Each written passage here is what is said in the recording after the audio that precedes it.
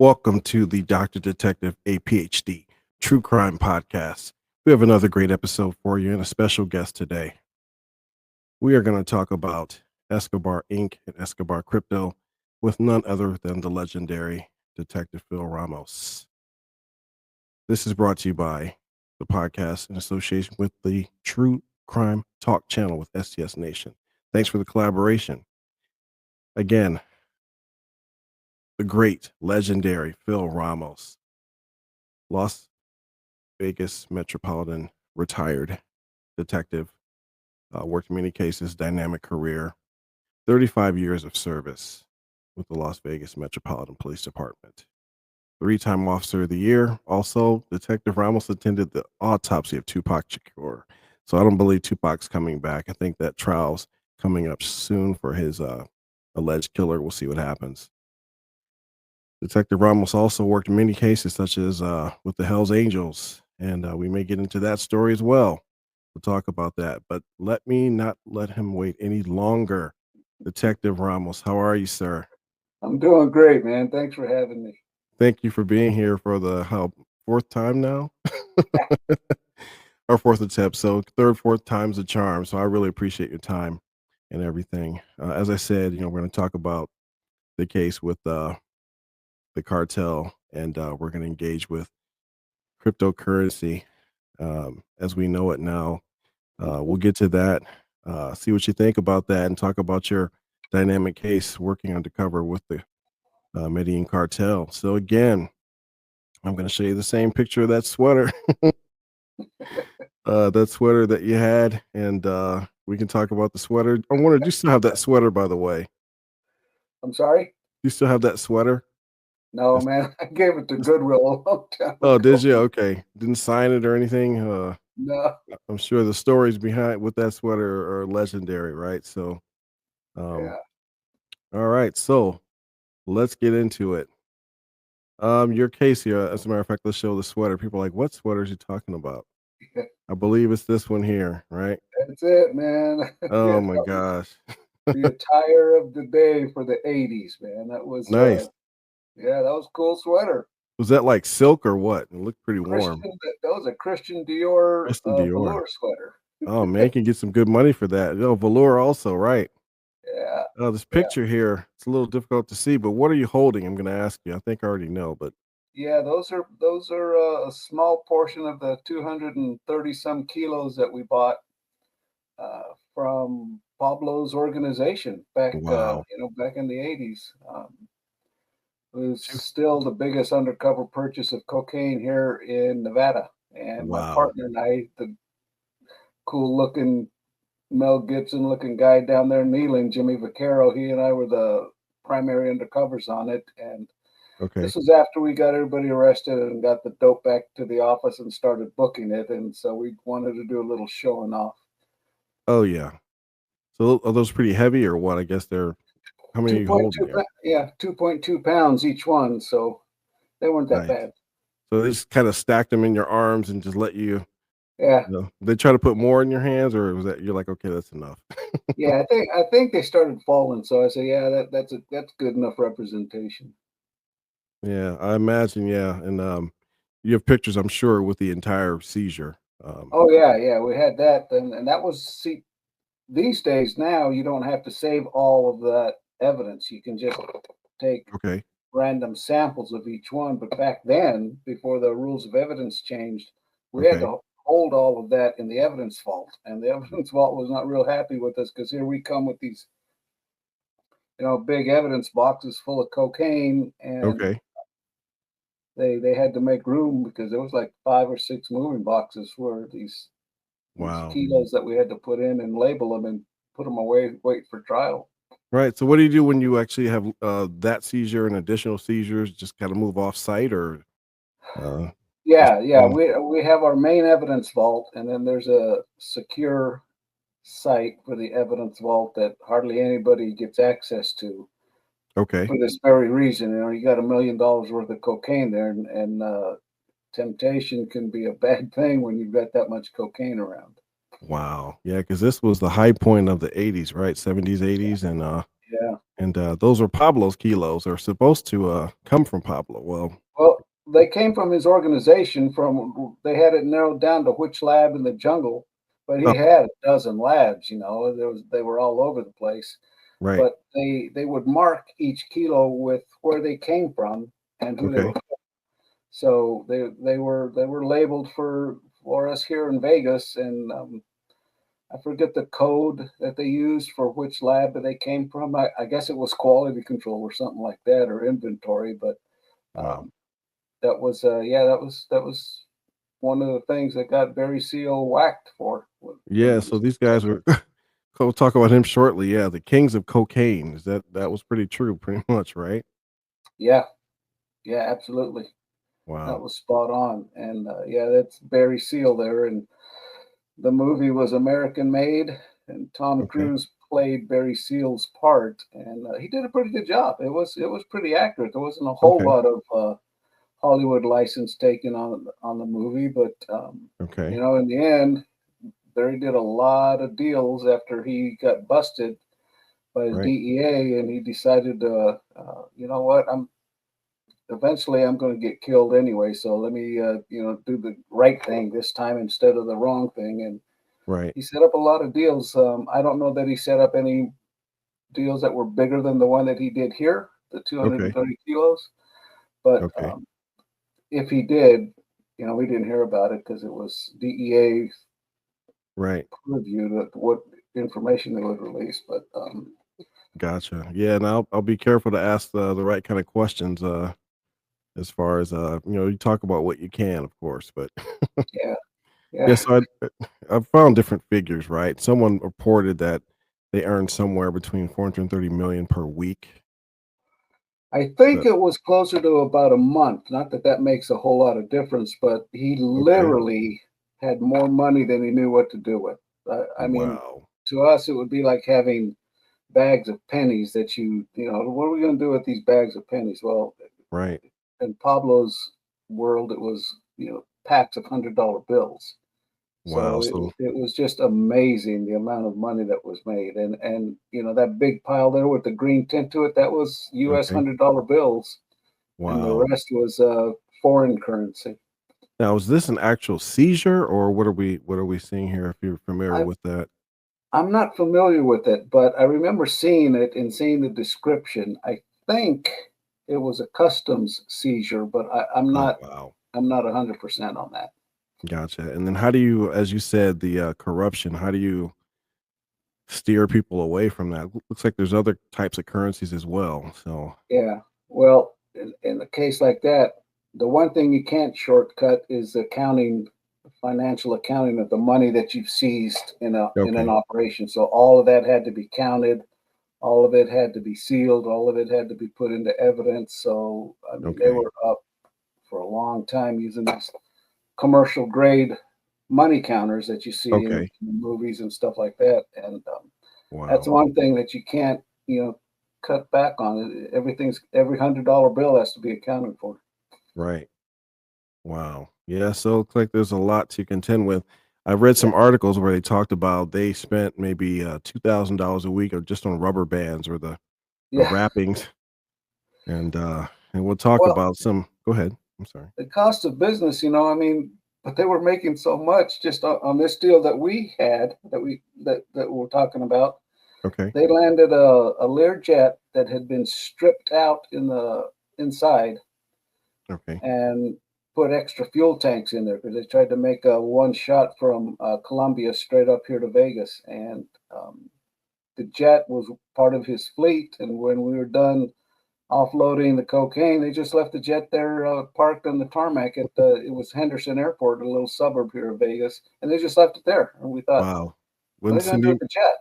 wouldn't And send they anyone said, to. Wow. Well, yeah.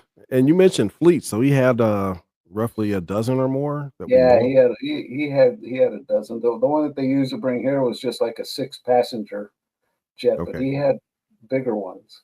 Like Yeah, commercial sized airlines. yeah. Wow. And that was just, that was the cost of doing business. He was Right. moving so much cocaine. It was just unbelievable how much, Wow. but that's a double-edged sword because his biggest customer was, the U.S. public, and that's shame on us for having that kind of reputation. But by the same token, that's it was worth it to him to spend all that money, take all those risks, because it was just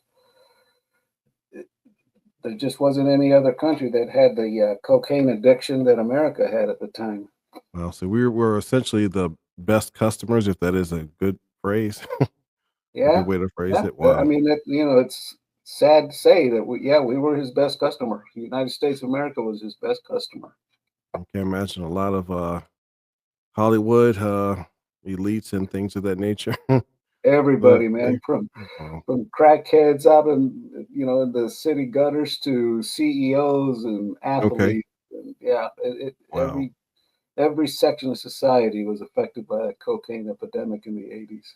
Right. And of course, you were actually this seizure was pre-crack, actually, or roughly It pre. I was guess. during the transition period when people hadn't quite discovered crack, and to this day I still don't know who came up with it. But you'd see Right. people going into 7-Eleven. I mean, they would do it as you get a little like a little baby food jar. You put your Okay. cocaine in there and you put water in there and you shake it up and then you got to heat it. So they would go to the Okay. 7-Eleven, use their microwave that they would use for the hot dogs to make crack cocaine, and walk out, and Wow. the clerk was none the wiser, man. And they'd get little hockey puck sized uh, portions of pure cocaine, crack cocaine, and then they Wow. break it up and sell it.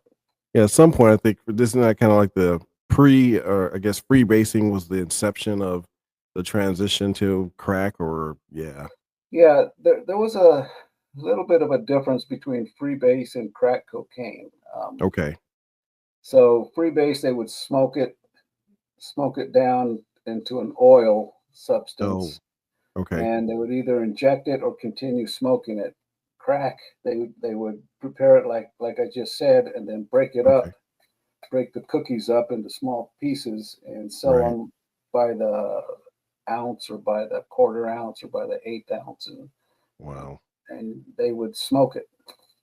Is that something you think Escobar and the cartel they tapped into, or there was no need because there's so much cocaine, just no need Oh to. yeah, yeah. I mean, they didn't care how. As soon as it left the labs in the jungle and got in the air, they didn't care how it was used. They just cared that it was Gotcha. used, and they needed more. And Wow. the way the drug dealers back then would get people addicted is they'd give them couple baggies of crack cocaine for free, Okay. knowing that it was almost an instant addiction, and the Okay. people just got so high and liked it so much they were back the next day. Said, "Hey man, give me some more." She goes, "Okay, well this is going to cost you a little bit. I don't Right. care. Just let me have it." Wow. Yeah. Pretty Mhm. interesting time. So it's kind of, I hate to make the parallel comparison to Scarface, but Yeah, uh, yeah, I mean, I imagine yeah, just like yeah. that. Scarface was pretty accurate. But two different entities though. Scarface was the Cuban organized crime people, and their source of cocaine was Medellin cartel.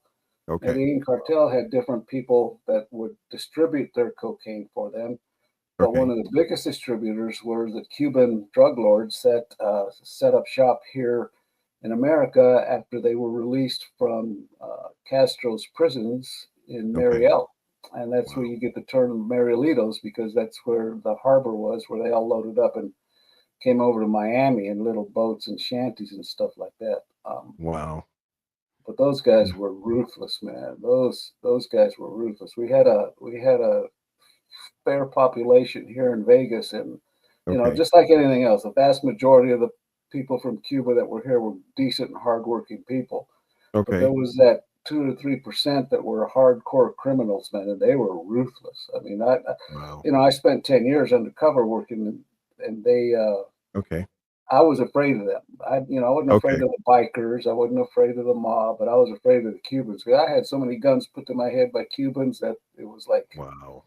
damn. In an instant, I said, I hope I don't even hear the noise. I mean, I'd had a cock Wow. 45 put to my head. I had a double barrel shotgun put to my head. And it was all because they were testing you. They'd say, Right. Right. you're a cop, we're going to kill you. And Wow. there was a couple times I thought, well, this is it. And Okay. I was able to talk my way out of it. Well, But that's good. Yeah, I'm yeah, glad you're here. Yeah. I can imagine what you've seen, just the things you've seen you probably can't talk about too. That's, pretty wild, Well, but yeah, I mean, I can, but it's scary, and right, there's just such a whole other world, man. Even right, the casual cocaine users, the weekend guys that were, getting cocaine to give their girlfriends or out on the dance floor and hitting the okay, clubs and stuff like that, even they don't have the slightest idea of what that level of cocaine trafficking involves, and wow, the people that were involved, and the tactics, and ruthless murders and stuff like right, that. It was, stuff they don't talk about at their cocaine parties. right, that just comes with the territory. I imagine, Hmm.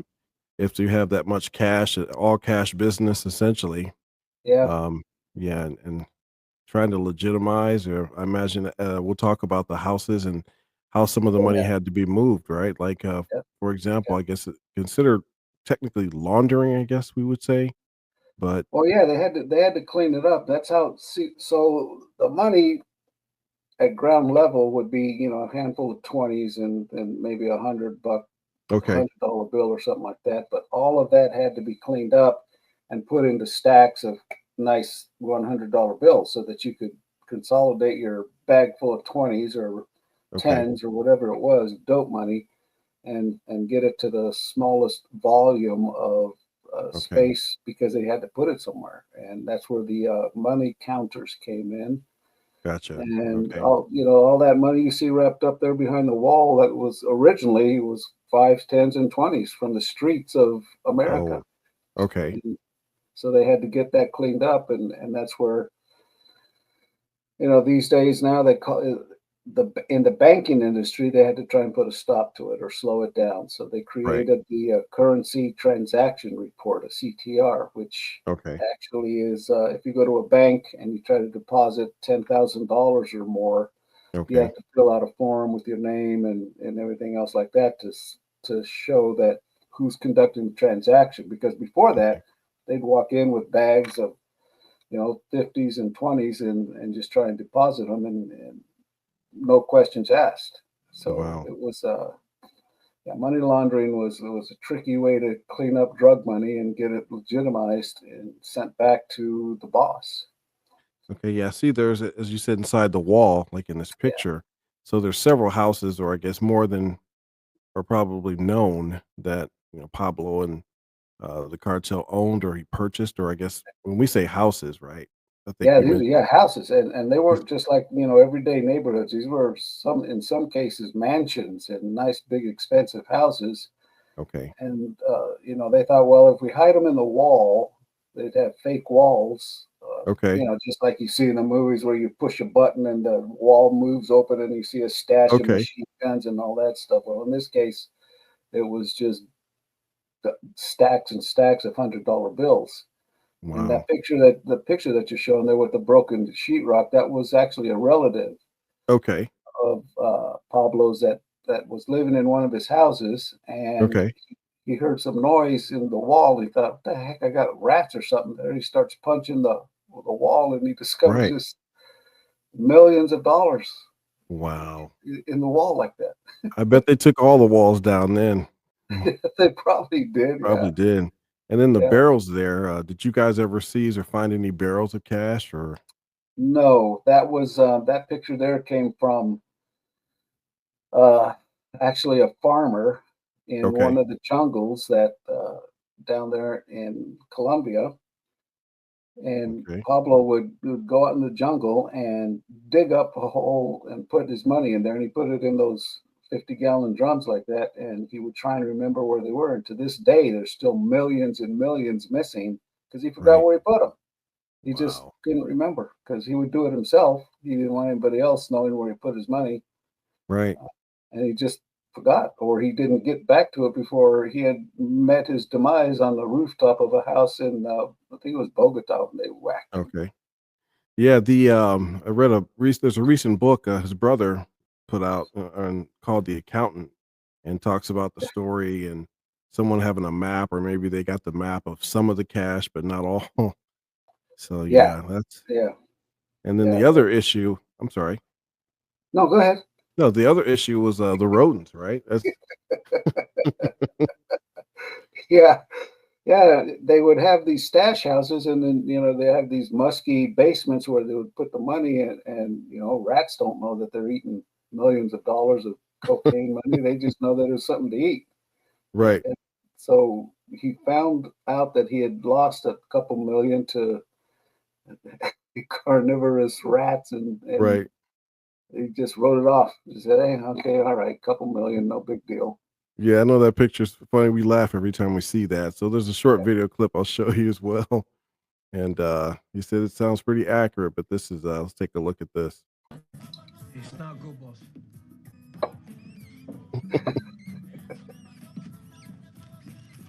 Oh my gosh. Fucking ratones eating my fucking money. Carlos, this is a stupid fucking problem to have. But it is a problem, nonetheless. Wow. So So it's a little bit of overkill using a 45 on a little rat just because oh he's eating yeah. cocaine money. Yeah, I imagine, yeah. But that's I guess it's better them preserving it versus them eating it all. Because I mean they could probably eat quite a bit. Yeah. Yeah, yeah. Yeah, just Or I mean, if they didn't finish it, that the money was useless because it was all shredded and there's right. only portions of the bills left. So there's Wow. nothing you can do with that. Maybe use it for insulation in your house. Right. right. Yeah, or keep warm, right? So, again, still reports talk about there's about 500 billion missing. I don't know if that's embellished or, but they're still missing cash, as you mentioned. The Yeah, barrels, um, I guess, buried somewhere or buried various places, or they forgot where they buried them. yeah, Um, yeah. I don't know that 500 billion is accurate. I would say more in the hundreds of millions. okay. 500 billion is a whole lot of money, man. But Oh yeah, it, yeah, it's yeah, I'm reading that now. yeah. It's an article I found. That's where that picture came from, and they're saying over the past 30 years, as you mentioned, a relative Hmm. found money buried in one of the houses. 89, 5 million buried, and then another 25 million plus 150 kilograms of gold. Again, so again, they were already thinking of conversion, or I guess different ways to Hmm. Hmm. manage it or diversify their assets, right? Yeah, And yeah, as you mentioned, that nephew found 18 million in one of the houses. Probably the picture we found, yeah. I which think that was, yeah. wow. And I mean, did he actually report the all the amount, or I mean, do we don't really know, right? Nah, there's no way of knowing how accurate Right. that is. Yeah, you And mentioned the farmer. Yeah, this farmer found 600 million and says he gave it all to the Colombian police. What do you think of that? well, he's a better man than I would if I was a Oh farmer boy. making, $100 a month. Right. I'd grab a couple stashes of that money and put it in my pockets before I gave it to the cops. Oh yeah. But then you got to wonder, what did the cops do with it? Because you don't see very many very well-off police departments in South America. They're still driving Okay. 30-year-old cars and all got revolvers. Okay. Wow. So I don't think that the funding for the police departments that he gave it to was enhanced at all. So it makes you wonder what happened to it. Yeah. Maybe they tagged it into evidence and maybe they're all Boy Scouts, right? He said, I doubt that. Yeah, Yeah, that's something. yeah, I don't think so, man. Right. So yeah, the question, I guess, the reason for this entire question and series, and again, it's such an honor to have you here and speak with you about your cases. I'm still fascinated. I'm tickled every time. I mean, we could talk every day, and I'll still be tickled by it because it's fascinating. And I when I first saw your best episode, best biggest case, this I guess was considered that. Um, I was tickled. I'm like sending the episode out to everybody, and I'm like, "Man, you got to see this. You got to see Detective Phil Ramos." And I remember the movie when Joel introduced your name, and I said, "I haven't heard." I haven't heard. And I said, "Sounds familiar," but he said, you got to go watch this." So again, this makes me think of money laundering, which I work fraud currently, my Hmm. fourth year, but as you well know, I mean, better than anyone, the laundering has taken different forms, Yeah, um, different currencies and, with credit cards. I know that was an all cash business in your case, but Hmm. now they've started to diversify into crypto, and money laundering has always been a huge problem. So I guess it's pretty much the process of converting monies generated by criminal activity, right? So Yeah. pretty standard across the board. But as we know, um, it's various forms, and it impacts, I guess, everything, not just terrorist activity, but the drugs, the sex Yeah. trafficking or workers, and Right. terrorism, or it funds just about everything, right? So Right. Right. yeah. So And was that? Go ahead. I mean, that's the stuff that you have to try and figure out how to clean up that money, or else it's subject to being seized. And as Okay. greedy as these guys are, they got hundreds of millions of dollars. They don't like losing their money to the government, and Right. it's something that they strive to improve on. In back in the day, the way the mob would launder their money is they'd skim this money from the casinos, or they'd get the money from the gentlemen's clubs that they had, and Okay. then they'd find a place, a legitimate business, to make the business owner deposit their money into the business owner's bank account. And they Okay. said, now you write us a check for $50,000, and we'll give you a cut. Okay. And that's how they would clean it up. But that doesn't work anymore because of different federal regulations. And the Right. organized crime had a couple of places here in Vegas that they set them up to do that very thing. One was a sandwich shop, and the other one was a Okay. jewelry store. And Nice. you go by this sandwich shop, and you'd never see more than one or two customers in there all day, but they're making deposits of you know $25,000 on the weekends. And Wow. they said, well, man, you guys must have some damn good sandwiches. Right. Right. Did you ever get to try those, by the way, or the No, I sandwiches? knew No. I didn't want to risk, getting the sandwich Oh. that was spit on by a mobster. And then, Oh. the jewelry stores that they had, Right. they would do the same thing. Okay. You hardly see anybody buying a diamond chain or anything like that from these places, and they're depositing these vast amounts of money. But I think the biggest ones that they would use were the topless clubs, because that's all Okay. cash business. Okay. The girls only get a cut of the the amount. They keep all their tips, but they're supposed to Right. be paid a minimum wage. And Wow. on the books, they were paying dancers, $5,000 a week, and they Okay. weren't getting it. So the money that they were trying to clean up would be shown as wages, and it was just Okay. very complicated, time-consuming way of cleaning up their money, and Okay. sending it back to the bosses in the form of checks and sometimes even cash. Wow. And you think they would just they would tip the girls really well because it's the kind of the same money coming back to them, but Yeah, yeah, but yeah, I guess how much can you really put into a I don't know. Yeah, right, can you right. how much can you really like fly in the air, whatever? Yeah. I'm gonna Yeah. dial back to this sweater again. Let's yeah, I'm gonna try to find that Christian Dior sweater. So yeah, your case. I meant to ask you about that. You said $1 million worth of Uh-huh. cocaine, and you had to carry that money, or bring you had to carry that. So yeah, that's a funny part of the story is we had to go to one of the banks here in town into their main vault, Okay. like 50 feet below ground, and Oh we wow. actually had to check out the money and sign for it because we were responsible for the $1 million. Okay. The only problem was we didn't have anything big enough to put the $1 million. $1 million in $100 bills is a big stack of money. Okay. Wow. So we get this bag of money, or this pallet of money, and we're thinking we can't walk around with this pallet of money. So how are we going to make it look like it's dope money that we're going to buy the dope from? Right. And we're scratching our heads, and the clock was ticking because we had to get it to point A to show the bad guys, look, here's our money right here. So Okay. bring us the cocaine. Wow. So we improvised as best we could, and we got a big hefty garbage bag, 50-gallon garbage bag. Okay.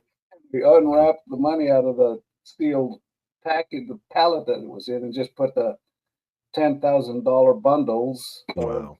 $100 bills in this packet, and I'm walking through one of the casinos with this garbage bag strapped, over my Oh, shoulder with $1 million cash going through the wow. casino to do this dope deal. And our bosses were nervous, and they were like, Oh, "What? So, what? Someone's going to hit him over the head and take that?" And it was kind of funny because the entire narcotics unit was following us through the casino, okay. um, obscure and watching every single step or every single person that came next to us because everybody was Sure. just paranoid that we were going to lose that $1 million and we were responsible for it. So Wow. we walked through the casino and got to the suite that we were at and showed Okay. them the $1 million, and they picked up the phone, and next thing we know, the plane's on its way. Wow. So I imagine there had to be a lot of nerves there, and just were you afraid they were going to try to rob you, or just had to be prepared just in case? Yeah, yeah. Well, see, they didn't know exactly who was bringing the money. They just knew Okay. that my partner and I went to go get the money, Okay.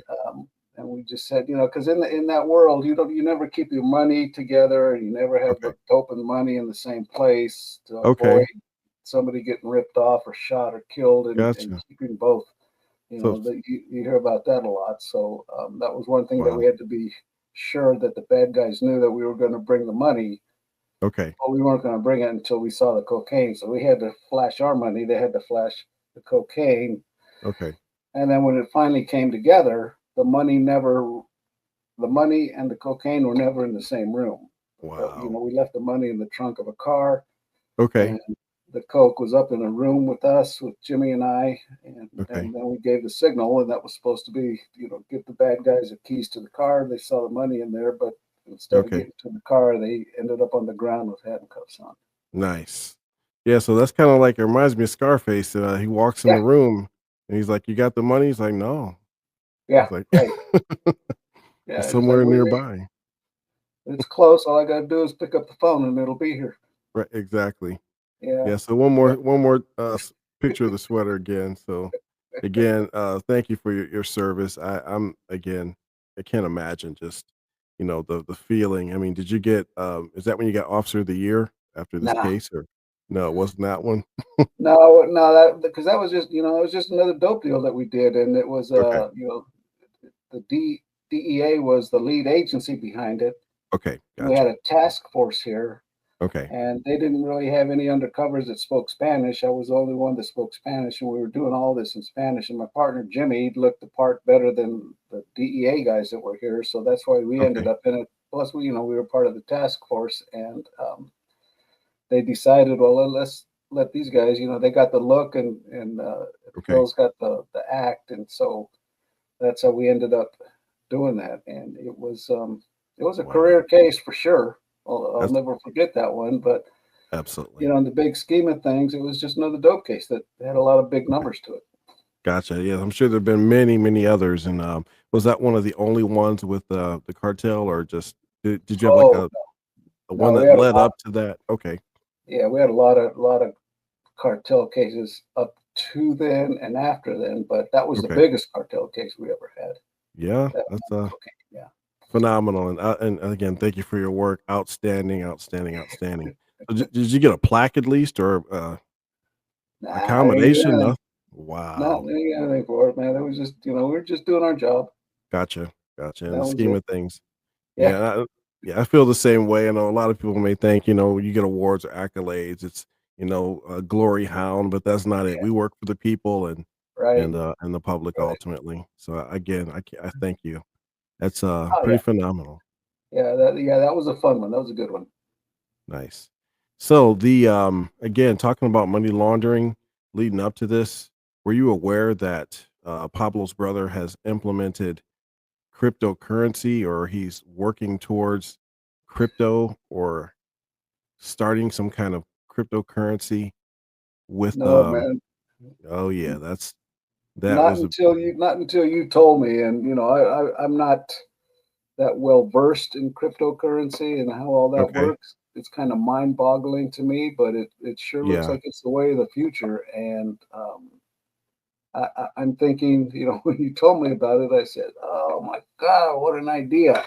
Yeah, that's yeah, we'll dial back to I'm gonna show you a picture of his brother. He's thinking of making this coin that's called like Pablo currency or something to that effect. He's already started and they actually have incorporated. Yeah, it's like a some different form, like a diet Bitcoin, I guess they're calling it, DDX. But yeah, that's already in the works, and I'm not sure if it's offered because they offer this just like an initial stock offering or Yeah. IPO. It's called an initial coin offering, an ICO. So yeah, it's So go ahead. my question is this: why, even though you're a direct relative of Pablo Escobar, Okay. why would you attach that name to a business that you claim is a legitimate currency transaction business, and you want to Okay. maintain uh, that look of being legitimate? So why would you attach, probably the most famous drug dealer's name in the world to that? Yeah. I mean, if I was a person that was engaged in, making crypto purchases or however it is that works, I sure wouldn't go to Escobar Inc. Right. to, Right. to invest in it, man. That's crazy.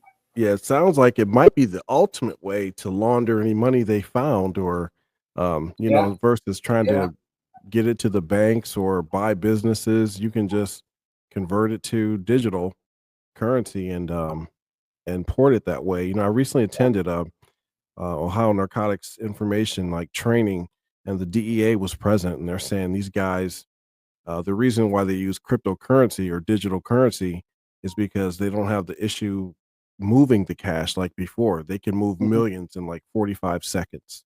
Yeah, And and all yeah, digital, right? all digital. Yeah. Yeah, And yeah. that's, yeah, it's this digital currency. So what is crypto? Pretty much it is a digital currency.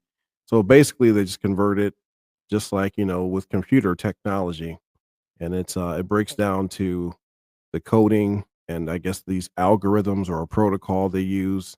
And people are getting scammed all over. And I mean, really, it's a huge problem.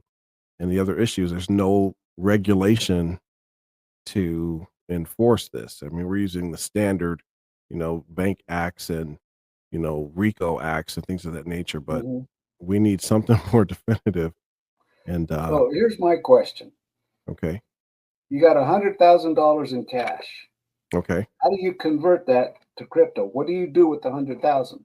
So these people are actually uploading it into ATMs, or you leave it in an account and just transfer that from an account to another cryptocurrency exchange. So they've actually created their own decentralized banking system of crypto banks called Wow. exchanges. Exactly. So these Wow. crypto exchanges, you can, it's just like converting to like pesos or euros or whatever. Mhm, It's a mhm. currency exchange. And people are putting their cash in, as I said, ATMs or just all these different payment systems like the cash apps. And you can like put money in your cash app right from your credit card or account and then Yeah. convert that to crypto. And it's off to the races. So yeah, so it pretty much is a digital currency.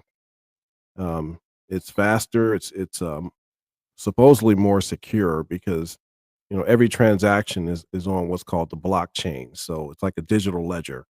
Mhm. So we can track all the transactions. It's just can we intercept the transactions, like when it goes to and from. And what they're using is called digital wallets. So, or these like little flash drives. So literally, you Yeah. can have a flash drive like this, and they move millions or billions of dollars just on a flash drive. And Wow. yeah, so it's pretty wild. And Yeah, and that's crazy. so Yeah. I guess yeah, the question I also want to pose to you, I mentioned those wallets, right? So they have literally encryption wallets. Like you have to have like the passcode, what's called a key, to um, open the wallet, put money in, and then send it to a private wallet. And you have to have that passcode to open it and get the money and so forth. So public private keys and a couple different variations of that. Um, so imagine, I mean, if with his brother adding this to whatever monies they have left, or they found or we didn't Yeah, find. I was What gonna does it? say he must have found a stash of Pablo's $100 bills somewhere, and he said, "Hey, how are we gonna clean this up?" Oh, Right, some 20 something drug dealer says there's this new thing called crypto, and we right, can do it that way, and right. it'd be like, yeah, Yeah, I think that's the coin he's proposing, right? With the I think the glasses and mustache say it all, right? So I'd like to see one of those, man, just to just yeah. to say, "Ah, okay, all right, well, I guess he's gonna live forever behind that." Oh yeah.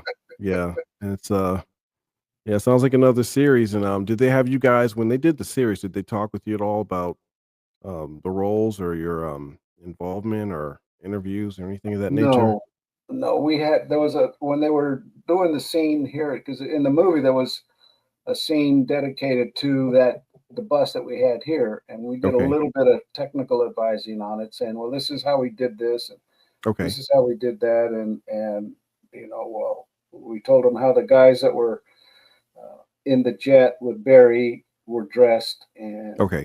how all that went down. But in the movie, it was they depicted it pretty accurately. It was pretty much Gotcha. just the way it happened in the movie.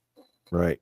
I wondering, did Barry ever seek like witness protection or was it just beyond the He scope of was offered witness protection. The Fed said, "Look, they're coming after you." He goes, "Yeah, I know, but I'm good. I'm all right." And wow.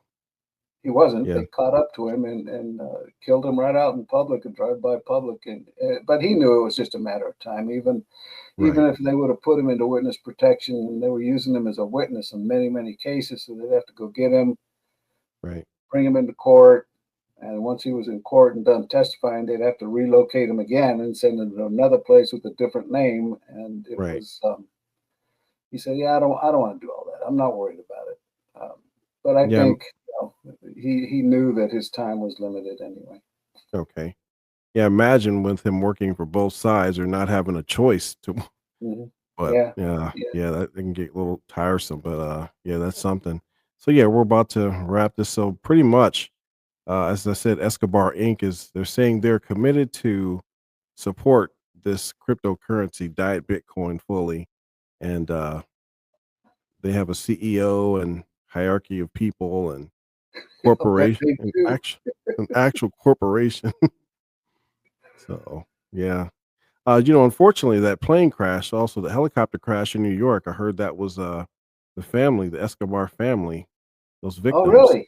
Yeah, that's Joel mentioned that. That was the Escobar family, the two parents and the kid and the children that were killed, unfortunately, in that helicopter crash. I think it was just a Oh, man. sightseeing. Was Um, that the one, the helicopter? No, that was the military helicopter. This was the one that was a sightseeing helicopter, right? yes, it was in the Yeah, Hudson, yeah, New yeah, York. So yeah, yeah, yeah, yeah, I think they were here from Spain. That's unfortunate, but I don't know. When I heard that, I'm thinking, I don't know.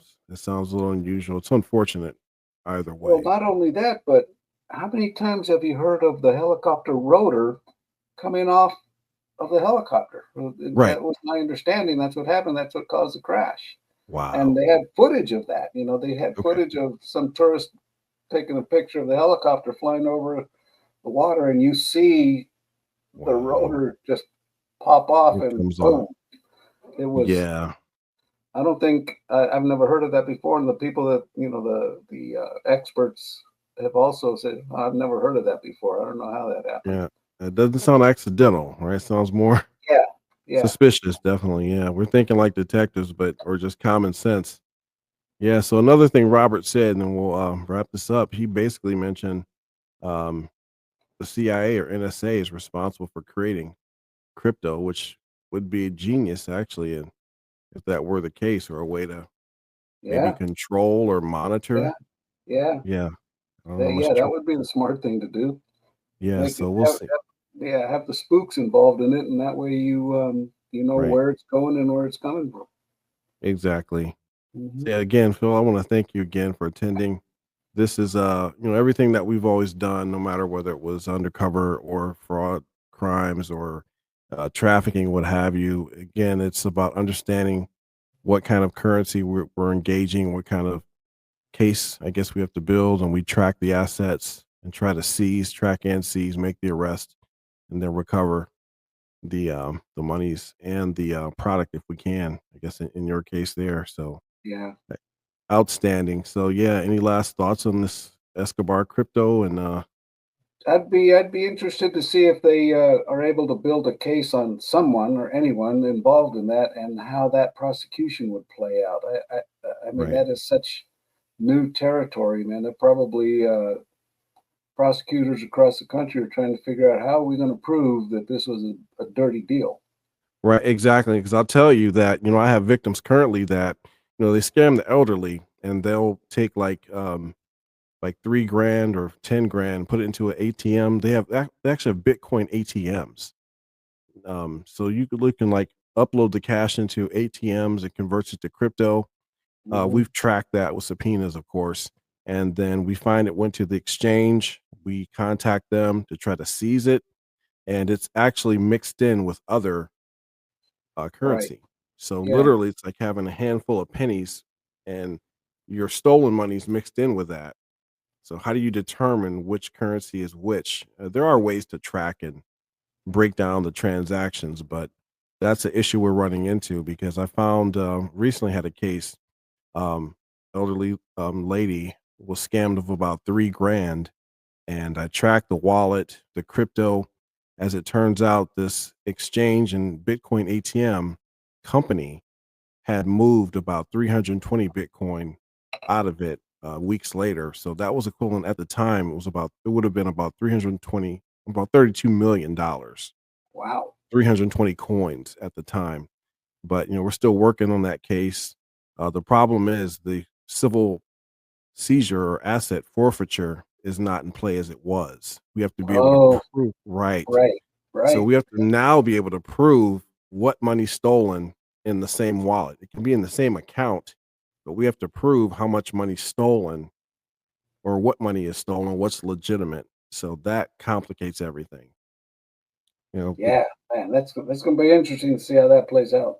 oh yeah. So again, this is Escobar Crypto and Inc. Do I have to go back to the sweater again? I think I'll spare you that one. So yeah, I appreciate it. Stand by. Again, this is the Doctor Detective series with the great Phil Ramos. I want to thank you again. And I think we got it right this time. I think so. Thank you. Really appreciate it. We always get more content the more we talk. So this was meant to happen the way it did. So Okay, man. again, Sounds good.